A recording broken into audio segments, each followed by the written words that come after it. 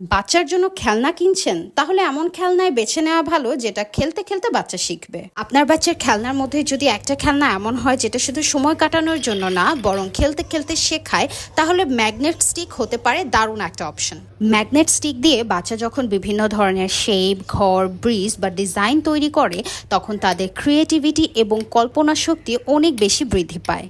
কারণ বাচ্চারা নিজের চিন্তা থেকে কিছু তৈরি করতে শিখছে। খেলনাটা বাচ্চাদের ফাইন মোটর স্কিলস ডেভেলপ করতে সাহায্য করে। ম্যাগনেটিক পিস ধরতে একটার সাথে আরেকটা লাগাতে হাতের আঙুলের মুভমেন্ট ভালো হয়, যা পরবর্তীতে লেখা শেখা, আঁকা এবং দৈনন্দিন কাজের জন্য গুরুত্বপূর্ণ।